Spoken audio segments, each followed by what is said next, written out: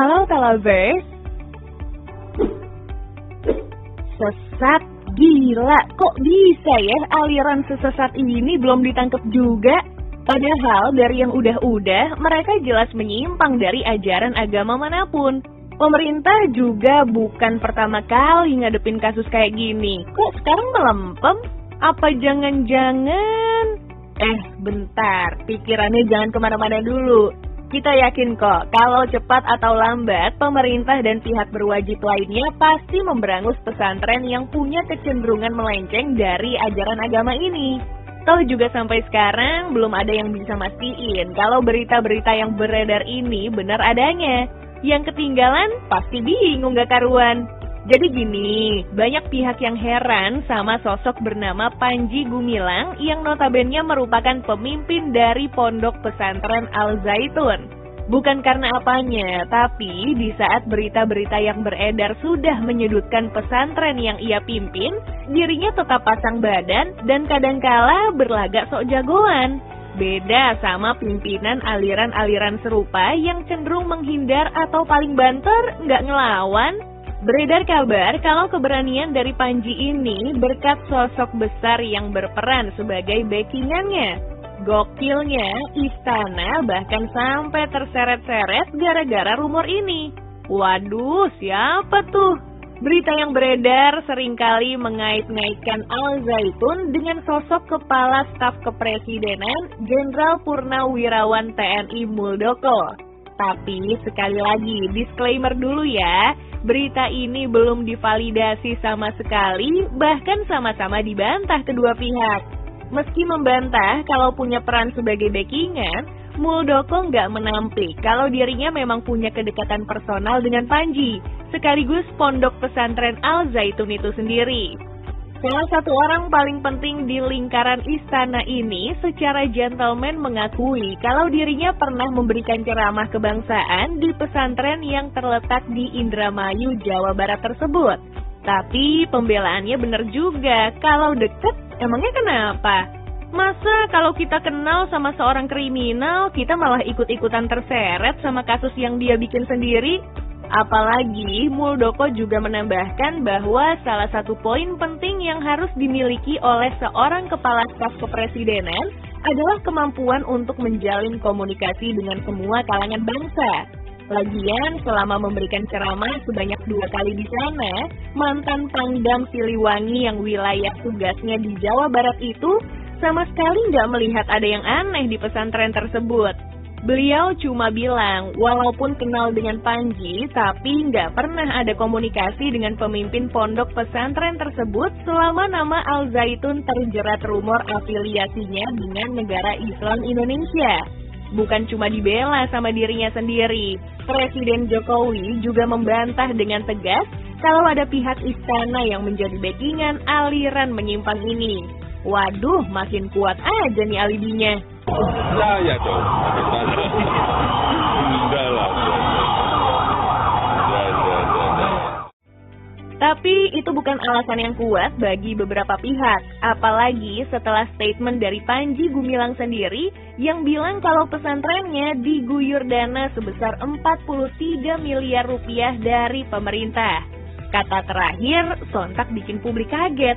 Berarti pemerintah ngedukung aliran menyimpang dong. Apalagi Panji mengaku kalau uang tersebut turun setiap tahunnya.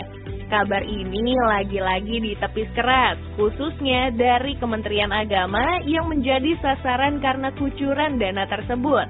Melalui juru bicaranya, Kemenak bilang kalau uang tersebut merupakan bantuan operasional sekolah. Secara Ponpes Al Zaitun ini punya lembaga pendidikan yang terdiri dari Madrasah Ibtidaiyah, Madrasah Sanawiyah, dan Madrasah Aliyah. Gak tanggung-tanggung, kurang lebih ada 5.000 siswa yang mengenyam pendidikan di sana. Jadi clear ya, anggaran dari pemerintah itu jelas peruntukannya. Bukan dari kantong pribadi Muldoko seperti yang dibilang sama portal-portal gak jelas. Seolah-olah ada target politik, mengingat masa di sana udah pernah membantu salah satu capres di 2 pemilihan berturut-turut. Lagian, dalam dokumen laporan harta kekayaan penyelenggara negara yang ia setorkan ke KPK pertanggal 3 April 2023 kemarin, dirinya cuma punya harta sebesar 51,2 miliar rupiah. Gak mungkin kan buat ngasih nyaris 90% hartanya ke sebuah lembaga yang gak punya afiliasi dengan dirinya sendiri. Nanti keluarganya tinggal di mana coba? Atau kemana-mana jadi naik apa kalau misal bener kayak gitu? Menariknya di dokumen yang sama, Muldoko memang tercatat nggak punya kendaraan sama sekali. Cuma ada 11 aset properti senilai 36 miliar rupiah yang tersebar di Pasuruan, Jakarta Timur, dan Surabaya. Selain itu, ada harta bergerak lain senilai 204 juta rupiah dan kas serta setara kas senilai 9,3 miliar rupiah. Terlebih lagi, sosok Panji Gumilang secara pribadi juga bukan orang yang bisa dipandang enteng soal finansial. Minimal kita bisa mendeteksi dari kendaraan yang ia tunggangi. Dalam suatu kesempatan, Panji sempat menumpangi sebuah Mercedes ML Class. Tahu sendiri kan, SUV mewah asal Jerman ini waktu baru harganya di atas 1,2 miliar rupiah. Sekarang sih secondnya tinggal 400 jutaan. Tapi baru-baru ini Panji juga membeli 19 unit Isuzu MU-X sebagai mobil operasional di pondok pesantrennya. Kalau dijumlahin, minimal pria paruh baya ini harus keluar uang 10 miliar rupiah untuk mobil-mobil tersebut. Entah itu duit pribadi atau anggaran yayasan, tapi intinya tetap sama. Apa artinya harta melimpah dan hidup bermewah-mewahan kalau ajaran agama yang seharusnya sudah pakem malah dibelok-belokin? Contoh aja nih, pria bernama lengkap Abdus Salam Rashidi Panji Gumilang ini sempat bilang kalau umat muslim gak perlu bertandang ke Mekah Arab Saudi untuk menunaikan ibadah haji. Sebab menurutnya, Indonesia merupakan tanah yang suci. Ada bau-bau salah kaprah nih dari penggalan lirik lagu Indonesia Raya, stanza ketiga yang bunyinya,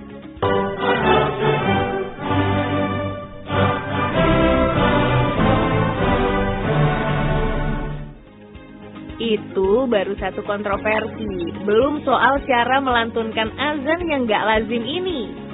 Kalau biasanya seorang muazin mengumandangkan panggilan ibadah sholat ini dengan khusyuk, di Al-Zaitun metodenya berbeda. Kelihatannya sih kayak mahasiswa lagi orasi ya. Gimana dengan syaf sholat berjamaah yang modelannya kayak gini? Waduh, kacau bener. Al-Zaitun sendiri ditengarai merupakan metamorfosis atau reinkarnasi atau bahkan turunan dari gerakan NII alias Negara Islam Indonesia. Gerakan ini dulu sempat booming di Indonesia setelah terbukti menjadi aliran radikalisme, sekaligus separatis yang menginginkan Indonesia berdiri sebagai negara khalifah. Meski begitu, pria yang mengaku bermazhab Bung Karno ini bukanlah orang yang mendirikan pondok tersebut. Ia adalah Imam Supriyanto, sosok yang berada di balik pendirian pondok pesantren Al-Zaitun di tahun 1999. Dari Imam, kita bisa tahu kalau sebenarnya isu kedekatan Al-Zaitun dengan pemerintah bukan cuma belakangan ini, tapi sudah sejak pertama kali didirikan. Uang yang ngeresmiin aja Presiden Habibie. Namun karena berkonfrontasi dengan Panji, Imam memilih keluar dari pondok yang ia bangun itu. Dari luar struktur kepengurusan, Imam mengaku kalau Panji memang sering banget bikin kebijakan yang aneh-aneh. Duh, gawat nih kalau dilanjutin.